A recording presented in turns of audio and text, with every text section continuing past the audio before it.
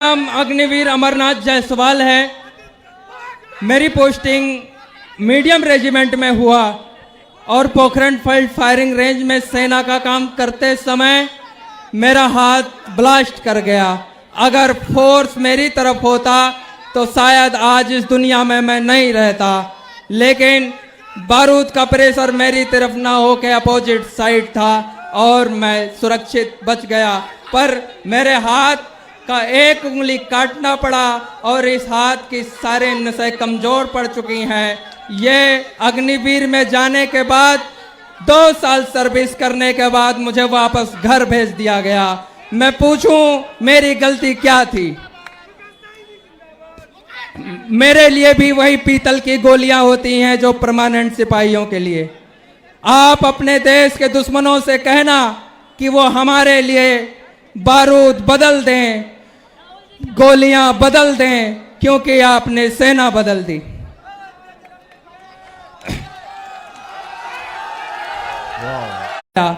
और देश के प्रधानमंत्री को एक संकेत करना चाहता हूं कि आपके सचिव ने, आपके विशेष सलाहकार ने आपको यह सलाह नहीं दिया कि पागल, सेना और शेर नहीं छेड़े जाते, क्योंकि ये पलटवार करते हैं। और जब ये पलटवार करते हैं तो जॉर्ज की शासन समाप्त हो गया। जब ये पलटवार करते हैं तो अंग्रेज समाप्त हो गए। हम अपने सम्मान का बदला लेकर रहेंगे। आप नहीं विश्वास होता तो राहुल भैया की रैली का कोई भी वीडियो उठाकर देख ले। ये युवा अपने मंग के लिए खड़े हैं, आपको सत्ता से हटाने के लिए खड़े हैं। हम अपनी सेना के लिए खड़े हैं। धन्यवाद भैया। एक आखिरी बात ये भी बता दो, आप हो कहां के?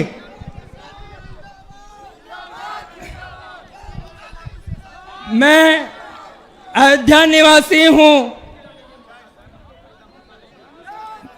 हम अयोध्यावासी अपने मर्यादा पुरुषोत्तम भगवान श्री राम को भैया कहकर संबोधित करते हैं। मैं अयोध्यावासियों को एक संदेश देना चाहता हूं कि हमारे भैया भगवान श्री राम अयोध्या में हैं या नहीं, लेकिन वर्तमान समय में एक हमारा भाई, हमारा भैया दिल्ली में है जो हमारी बातों को सुनता है। साथियों, धन्यवाद।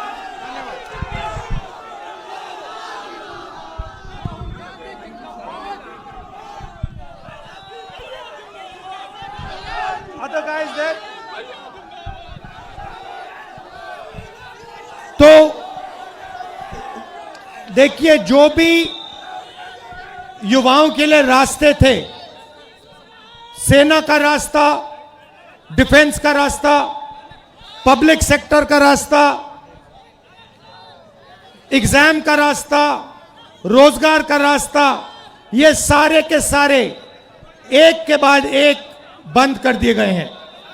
पहले सेना में हमारे लाखों युवा जाते थे, देश की रक्षा करते थे, उन्हें पेंशन मिलती थी, उनकी रक्षा होती थी, उनको प्रोटेक्शन मिलता था। आज एक अग्निवीर का हाथ चला गया है, मगर उसको कोई मदद नहीं की जा रही है। उसे परे करके हटाकर लात मारकर घर भेज दिया गया है। दूसरी बात, आप बिहार में, भैया बोलने दीजिए, बोलने दीजिए, डिस्टर्ब मत कीजिए। बिहार में आप, भैया बोलने दीजिए, युवा एग्जाम लेते हो, महीनों के लिए आप पढ़ाई करते हो। क्यों? क्योंकि आप रोजगार चाहते हो। एग्जाम का दिन आता है, उससे पहले पेपर लीक होता है। अमीर लोगों को, कनेक्टेड लोगों को सवाल के जवाब मिल जाते हैं, वो पेपर को एस करते हैं और आप लोगों को हटा दिया जाता है। उसके बाद जो पेपर एग्जाम में पास भी हो जाते हैं, उनके लिए इस देश में, इस प्रदेश में रोजगार नहीं मिल सकता। छोटे व्यापारियों को खत्म किया, नोटबंदी की, अग्निवीर लागू किया, गलत कानून किसानों के लिए लाए। ये हो क्या रहा है? ये हिंदुस्तान के गरीब लोगों को खत्म करने का काम किया जा रहा है। अब आप देखिए, आजादी से पहले आपके पास कुछ नहीं था। जो छोटे कमजोर लोग थे, किसान थे, मजदूर थे, दलित थे, जिनको आज हम ओबीसी कहते हैं, ये थे, आपके पास कुछ नहीं था। दलितों को कहा जाता था कि तुम्हें हम छुएंगे नहीं, अनटचेबिलिटी। करोड़ों लोगों को हर रोज हिंदुस्तान में कहा जाता था कि तुम्हें हम छुएंगे नहीं। परछाई पड़ती थी तो कहते थे नहीं, परछाई तक नहीं पड़ सकती थी। जो ओबीसी कहलाते हैं, आपको दबाया जाता था। आप भूल गए हो, शायद आप भूल गए हो, मगर आजादी से पहले आपको दबाया जाता था, आपको मौका नहीं दिया जाता था। आजादी के बाद कॉन्स्टिट्यूशन दो मुझे भाई, अलंकार, संविधान दो।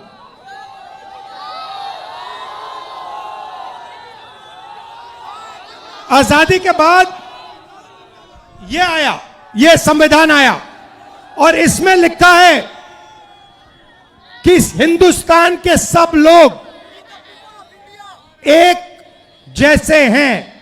कोई बड़ा नहीं है, कोई छोटा नहीं है, सारे के सारे लोग एक जैसे हैं। और हर व्यक्ति को, किसी भी जात का हो, किसी भी धर्म का हो, हर व्यक्ति को यह कॉन्स्टिट्यूशन, यह संविधान एक वोट देता है।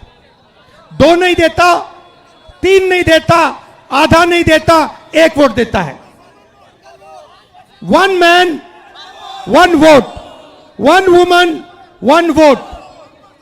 अब नरेंद्र मोदी जी और इलेक्शन कमीशन मिलकर आपसे आपका वोट छीन रहे हैं, चोरी कर रहे हैं, संविधान पर आक्रमण कर रहे हैं। यह संविधान अंबेडकर जी के खून पसीने से बना, महात्मा गांधी, जवाहरलाल नेहरू, सरदार पटेल, सुभाष चंद्र बोस, इनके खून से बना है। और नरेंद्र मोदी और इलेक्शन कमिश्नर मिलकर आपका वोट आपसे चोरी कर रहे हैं। क्यों चोरी कर रहे हैं? क्योंकि वो जानते हैं कि आपकी शक्ति, आपकी आवाज इस संविधान में है, और आपकी आवाज, आपकी शक्ति वोट से सुनाई देती है। आप देखिए, यहां पे इन्होंने लाइट ऑफ कर दी, लाइट काट दी, देखा आपने? लाइट काट दी, मगर ये सोचते हैं कि लाइट काटने से आवाज बंद हो जाती है। आवाज नहीं बंद होती, आवाज अंधेरे में सुनाई देती है। और इसीलिए ये आपकी आवाज को बंद करने की कोशिश कर रहे हैं, कह रहे हैं कि भैया आपका जो हक है, जो वोट है, वो आपसे ले लेंगे। महाराष्ट्र में चोरी किया, हरियाणा में चोरी किया, कर्नाटक में चोरी किया, अब बिहार आए हैं। और बिहार में इस यात्रा ने इनको मैसेज दिया है, भागलपुर ने, गया ने, पटना देगा कि बिहार में एक वोट चोरी नहीं होने देंगे, एक वोट चोरी नहीं होने देंगे। आज मेरे पास एक व्यक्ति आया, मुझे वोटर कार्ड दिखाता है, कहता है राहुल जी मैंने लोकसभा चुनाव में वोट किया है, मैंने लोकसभा चुनाव में वोट किया है, और अब इलेक्शन कमीशन मुझे कह रहा है कि मेरा वोट काटा जा रहा है। मुझसे पूछ रहे हैं वो, मेरा वोट क्यों काटा? मैंने उनसे पूछा भैया आपका नाम क्या है?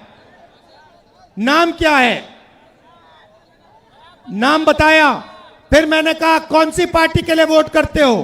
कहता कांग्रेस पार्टी। मैंने कहा समझ गए बात, क्यों काटा है आपका वोट? क्योंकि आप कांग्रेस पार्टी को वोट देते हो, आप आरजेडी को वोट देते हो, आप वीआईपी को वोट देते हो, आप सीपीआईएमएल को वोट देते हो, इसलिए आपका वोट काटा जा रहा है। सीधी सी बात है। तो मैसेज एक है, वोट चोर गद्दी छोड़, वोट चोर गद्दी छोड़, वोट चोर गद्दी छोड़। और अब वोट चोर महाराज बिहार आए, आज गया गए और कहते हैं एसआईआर की बात करते हैं। भाइयों और बहनों, एसआईआर की बात करते हैं और मैंने जो मुद्दा उठाया, जो माधेपुरा कर्नाटक की एक विधानसभा में 1 लाख फर्जी वोट निकले, जिसके माध्यम से बीजेपी चुनाव जीती, उसके बारे में प्रधानमंत्री कुछ क्यों नहीं कहते हैं? हरियाणा के चुनाव के बारे में कुछ क्यों नहीं कहते? महाराष्ट्र के चुनाव के बारे में कुछ क्यों नहीं कहते? मणिपुर में जो हो रहा है उसके बारे में कुछ क्यों नहीं कहते? सच्चाई यह है भाइयों और बहनों कि इलेक्शन कमीशन और प्रधानमंत्री बीजेपी मिलकर लोकतंत्र को खत्म करने में लगे हैं, संविधान को मिटाने में लगे हैं और आपका वोट चोरी करते हैं।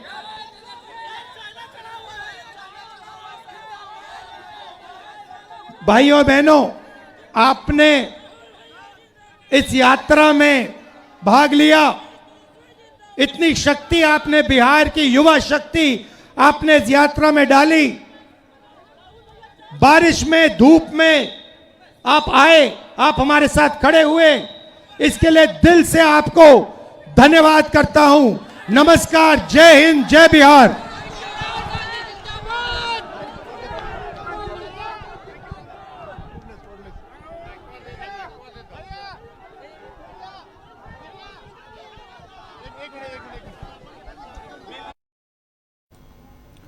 तो सुन रहे थे आप यहां राहुल गांधी का सीधा भाषण भागलपुर से, और भागलपुर में वो जो बात कह रहे थे और कहते कहते ये भी कह गए कि आज वोट चोर बिहार आए। और बात वोट चोर की बात जब कर रहे थे, यानी प्रधानमंत्री नरेंद्र मोदी की तरफ इशारा था, सीधा हमला था उनके ऊपर। आपको बता दूं दोस्तों कि आज नरेंद्र मोदी बिहार और बंगाल के दौरे पर थे और बिहार में एसआईआर के मुद्दे की वकालत उन्होंने घुसपैठियों का जिक्र कर की, और वहीं नए विधेयक पर भी, जो नया विधेयक जिसमें 30 दिनों के अंदर या तो अगर आप गिरफ्तार हुए हैं, हिरासत में लिए गए हैं, खासकर प्रधानमंत्री, मुख्यमंत्री या कोई नेता, तो उनको 30 दिन के भीतर इस्तीफा देना होगा। अगर इस्तीफा नहीं देते हैं तो 31वें दिन वो खुद ब खुद अपने पद से बाहर मान लिए जाएंगे। अगर किसी सरकारी यहां पे वो, लेकिन प्रधानमंत्री नरेंद्र मोदी ने यहां कुछ और बात कही है, जरा उनको भी सुन लेते हैं, चूंकि आज बिहार में थे और वो कह रहे हैं कि अगर किसी सरकारी कर्मचारी को 50 घंटे भी जेल हो जाती है तो उसकी नौकरी चली जाएगी। लेकिन यहां अभी तक तो बिल्कुल एक मुख्यमंत्री तो ऐसा था जो जेल के अंदर रहकर ऑर्डर दे रहा था। ये सारी बातें कह तो रहे थे नरेंद्र मोदी, लेकिन क्या इसके जरिए वो भ्रष्टाचार मिटाने की बात कर रहे हैं या कुछ और कह रहे हैं? जरा देखिए, अभी आपने सुना यहां राहुल गांधी को, जरा प्रधानमंत्री नरेंद्र मोदी के आज के भाषण के इस हिस्से को सुन लीजिए। चर्चा आगे बढ़ाते हैं, सीधे चलेंगे हमारे तमाम साथियों के बीच, लेकिन सुनिए प्रधानमंत्री को। होना चाहिए। आप सोचिए, आज कानून है कि अगर किसी छोटे सरकारी कर्मचारी को 50 घंटे तक हिरासत में रख दिया तो अपने आप वो सस्पेंड हो जाता है। ड्राइवर हो, छोटा क्लार्क हो, प्यून हो, उसकी जिंदगी हमेशा हमेशा के लिए तबाह हो जाती है। लेकिन अगर कोई मुख्यमंत्री है, कोई मंत्री है, कोई प्रधानमंत्री है, तो वो जेल में रह करके भी सत्ता का सुख पा सकता है। ये कैसे हो सकता है? हमने कुछ समय पहले ही देखा है कि कैसे जेल से ही फाइलों पर साइन किए जा रहे थे, जेल से ही सरकारी आदेश निकाले जा रहे थे। नेताओं का अगर यही रवैया रहेगा तो ऐसे भ्रष्टाचार के विरुद्ध लड़ाई कैसे लड़ी जा सकती है। साथियों, संविधान हर जनप्रतिनिधि से ईमानदारी और पारदर्शिता की उम्मीद करता है। हम संविधान की मर्यादा को तार तार होते नहीं देख सकते। इसलिए एनडीए सरकार।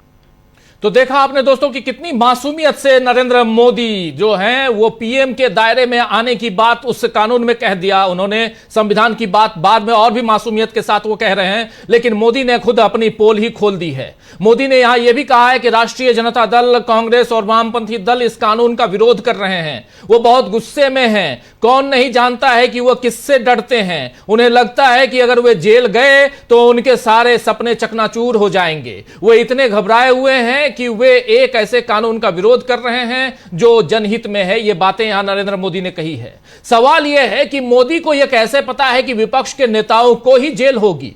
भ्रष्टाचार तो किसी भी दल का कोई भी नेता या मंत्री कर सकता है, फिर केवल विपक्षी दलों का नाम नरेंद्र मोदी ने क्यों लिया, यह सोचने वाली बात है। कुल मिलाकर मोदी और चुनाव आयोग दोनों के लिए अब जन अदालत यानी जनता की अदालत और कानूनी अदालत से सख्त संदेश आया है कि वो अपनी मनमानी पर लगाम लगाएं, वरना वोट पर अंकुश जनता के पास है। और कैसे अभी देखा आपने कि कैसे एक लड़के को आपने देखा जो था तो यहां पर सेना में 4 साल की भर्ती और कह रहा है कि मेरे लिए बंदूक की गोली अलग करवा दो, सेना के नियम अलग करवा दो क्योंकि उंगली कट गई। ये अभी आपने थोड़ी देर पहले देखा। और इन सब के बीच राहुल गांधी जिस ढंग से भाषण दे रहे हैं, जैसे बता रहे हैं साफ साफ कि वोट चोर कौन है, उससे साफ पैगाम है कि बिहार की जनता को अब जागरूक करने के लिए ये जो 4 नेता निकले हैं, जिसमें से राहुल गांधी, तेजस्वी यादव, दीपांकर भट्टाचार्य और मुकेश सहनी, इन चारों का जो गठबंधन है वो काफी आगे बढ़ चुका है। बिहार के भागलपुर से यह संदेश, कल बिहार के मुंगेर से संदेश देने की कोशिश, आज बिहार के भागलपुर से यही संदेश देने की कोशिश है। और इन सब के बीच अब सुप्रीम कोर्ट ने इस पूरे एसआईआर में एक पक्षकार के रूप में 12 जो रजिस्टर्ड पार्टियां हैं जो बिहार में चुनाव लड़ रही हैं उनको भी खड़ा कर दिया है। यानी एक अंकुश चुनाव आयोग के ऊपर, और मजबूत अंकुश कह सकते हैं। चलिए, हमारे साथ कुछ वरिष्ठ साथी जुड़े हुए हैं और यहां से यह समझने की कोशिश कि कैसे यहां पहली चुनाव से पहले ही, बिहार चुनाव से पहले ही विपक्ष की यहां जीत, बड़ी जीत होते हुए दिखाई दे रही है। देखिए, 5 वरिष्ठ साथी जुड़े हुए हैं हमारे साथ। सुनील शुक्ला जी हमारे साथ जुड़े हुए हैं, प्रशांत टंडन जी उधर बिहार पटना से जुड़े हुए हैं, हेमंत कुमार जी और प्रेम कुमार जी जुड़े हुए हैं हमारे साथ, इधर अमलिंदु उपाध्याय जी। आप पांचों का स्वागत है, इस्तकबाल है, स्वागत इस्तकबाल। आप तमाम दोस्त साथी शुभचिंतक आप सबका जो अब तक जुड़ चुके हैं उनका भी, जो जुड़ने वाले हैं उनका भी। सीधे प्रेम कुमार जी आपके पास आना चाहता हूं, उस रूट से गुजर के आप आए हैं, और दूसरे साथी हमारे हेमंत कुमार जी पटना में बैठे हुए हैं, बहुत कुछ तैयारियां वहां चल रही हैं, उनसे भी, उनके पास भी, उनसे भी बातें करेंगे। लेकिन पहले जरा इस पैगाम पे, राहुल गांधी के इस भाषण से शुरुआत करते हैं, चलेंगे सुप्रीम कोर्ट की तरफ भी, वहां से भी बहुत सारी बातें निकल के आ रही हैं। प्रेम कुमार जी। शुक्रिया राजीव जी। देखिए, घटनाएं किसी मोमेंट को महत्वपूर्ण बनाती हैं। राहुल गांधी ने जो यात्रा शुरू की, वोट बचाने की यात्रा, वोट अधिकार यात्रा, और इस दौरान कोर्ट के भीतर कार्यवाही चल रही थी, तो कोर्ट में जो बातें हो रही थी और राहुल गांधी जो सड़क पर बातें बोल रहे थे, दोनों को देश सुनना और जानना चाह रहा था। अदालत से बहुत ज्यादा उम्मीद जनता नहीं कर रही थी, लेकिन फिर भी कुछ बातें अदालत के फैसले से साबित हुई हैं, और वो बात ये कि चुनाव आयोग जनता से कुछ छिपा रहा था। चुनाव आयोग आंकड़ों में मिलावट पर चुप रहा, उस मिलावट को उसने होने दिया, और एसआईआर प्रक्रिया के दौरान जिन बातों पर चुनाव आयोग अड़ा रहा कि हम ये आधार कार्ड नहीं मानेंगे, 11 जो मानक उसने तय कर दिए उनसे ही सबूत देने होंगे, उसको कोर्ट ने गलत पाया। कोर्ट ने कहा आधार कार्ड मानना होगा। इसका मतलब है चुनाव आयोग गलत जिद कर रहा था। और गलत जिद किससे कर रहा था? गलत जिद देश के वोटरों से कर रहा था। तो सुप्रीम कोर्ट ने चुनाव आयोग को गलती करते हुए पकड़ लिया है। लेकिन चुनाव आयोग ये गलत क्यों कर रहा है? उससे कोई गलत करवा रहा है? वोटर आईडी में मिलावट हो रही है तो कौन इसके पीछे है? मरे हुए लोग, जिंदा लोगों को अगर मरा हुआ घोषित किया जा रहा है तो क्या चुनाव आयोग इनोसेंट है? उसके इनोसेंस में किसी की मिली भगत है?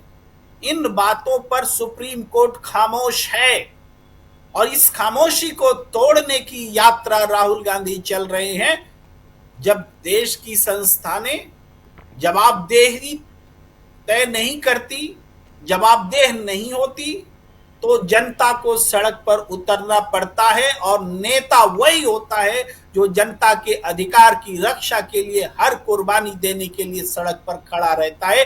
राहुल गांधी आज जनता के बीच रहते हुए उसी रूप में नजर आ रहे हैं।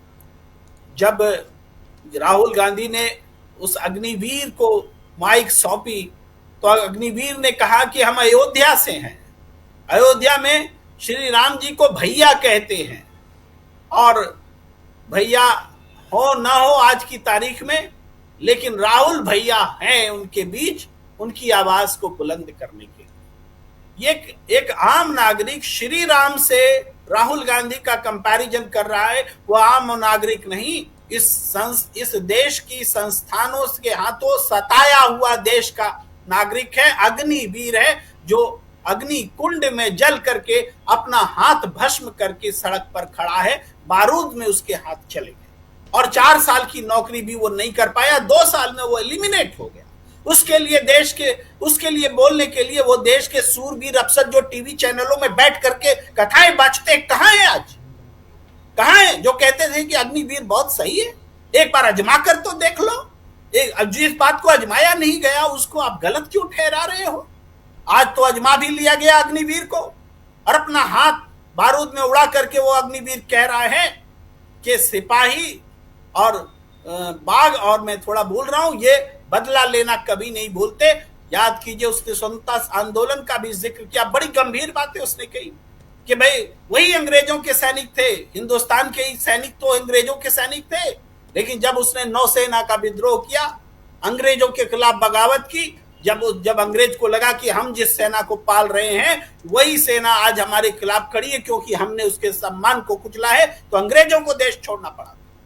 तो वो नौजवान कह रहा है कि तुम हमारे सम्मान को अगर चोट पहुंचाओगे तो हम भी बदला लेने के लिए सड़क पर खड़े। बहुत बड़ी बात उसने आज कह दी है। तो ये जो चीजें हैं ये राहुल गांधी नहीं कह रहे। मैंने पहले भी कहा, परिस्थिति किसी बात को, किसी घटना को, किसी क्रिया प्रतिक्रिया को बड़ा